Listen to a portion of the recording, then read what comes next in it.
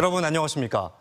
절도범이 일본에서 훔쳐 국내로 들여온 서산 부석사 관음보살좌상의 소유권을 놓고 여전히 법적 공방이 이어지고 있습니다. 1심 재판부는 부석사의 소유권을 인정했지만 정부와 일본 사찰 측의 항소로 현재 2심 재판이 초미의 관심사 속에 진행 중인데요. 일본 민법의 적용 여부가 쟁점으로 부각되면서 새로운 국면을 맞고 있습니다. 서울방송센터 이선학 기자가 보도합니다. 1330년 서산 지역 신도 32명이 시주해 부석사에 봉안했던 관음보살 좌상. 이후 일본 스시마섬 사찰 관음사로 옮겨졌다가 2012년 절도범에 의해 국내로 반입됐습니다. 서산 부석사가 외구의 약탈로 빼앗긴 불상이라며 소송을 제기해 대전지법에서 열린 1심에서는 부석사에 반환하라는 판결이 내려졌고 현재 2심 재판이 치열하게 진행 중입니다. 문제는 일본 사찰 측이 2심에 참석해 10년에서 20년간 점유한 자에게 소유권을 인정하는 일본 민법 적용을 주장하면서 변수가 발생했습니다. 일본 관음사가 500년 가까이 불상을 소유했기 때문에 소유권을 갖는다는 건데 대전고법이 국제사법에 따라 일본 민법을 준용할 가능성도 있는 만큼 논란이 커지는 부분입니다. 전문가들은 약탈에 의한 불법 점유는 소유권을 주장할 수 없다는 논리를 내세웠습니다. 서산 부석사는 1심에서 불상이 약탈됐다는 정황을 인정받은 반면 일본 사찰은 정상적으로 불상을 취득했다면서도 관련 증거를 제시하지 못했기 때문입니다. 선의에 따라서 점유를 개시한 것이 아니다라고 보여지기 때문에 점유 취득 시효 제도가 적용된다 하더라도 소유권을 취득한 것은 아니다라고 하는 것이 서산 부석사 원고의 주된 주장의 취지입니다. 약탈이나 도난당한 문화재는 원래 소유자에게 반환하는 것이 최근 국제 관행인 상황에서 역사적 유물이만큼 점유취득 대상이 아니라는 의견도 나왔습니다. 국회도 약탈됐던 소중한 문화유산이 돌아올 수 있도록 최선을 다하겠다고 밝혔습니다. 역시 우리 지역, 충청 지역의 여론, 또 국가적인 환기, 또 이 소송을 담당하고 있는 분들의 노력이 모아지면 저는 지지는 않을 거라고 그렇게 생각을 합니다. 서산 부석사 불상 반환 소송 항소심 재판은 오는 17일 대전 고법에서 열릴 예정입니다. TJB 이선학입니다. 대전시가 자체 출자 출연기관 대표의 임기 종료 시점을 시장의 임기와 맞추는 방안을 추진하고 있습니다.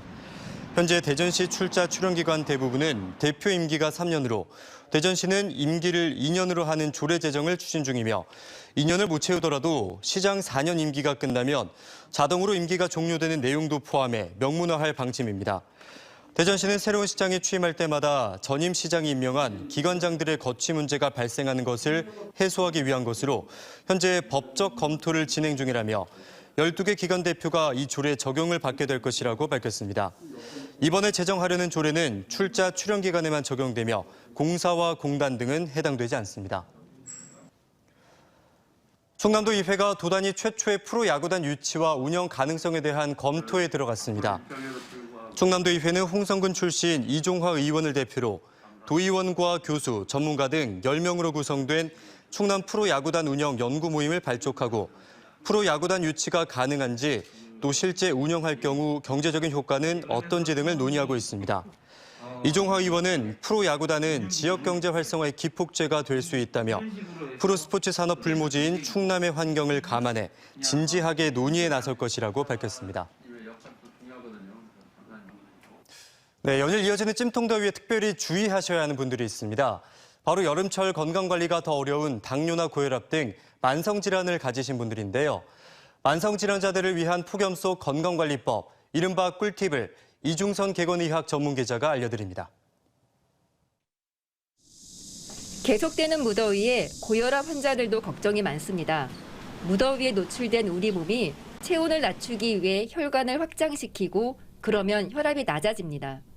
특히 혈압을 낮추는 혈관 확장제나 이뇨제를 복용하고 있다면 갑자기 혈압이 떨어져 현기증이나 두통은 물론 심할 경우 실신할 수도 있습니다.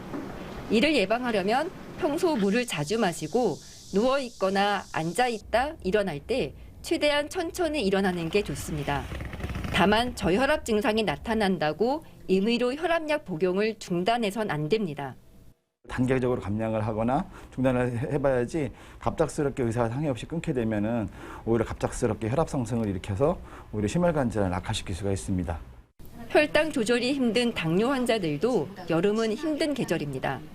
폭염에 오래 노출되면 체내 수분과 함께 포도당이 빠져나가는데 식사량이 활동량보다 적거나 혈당 강화제를 복용하고 있는 경우 저혈당이 발생할 수 있습니다.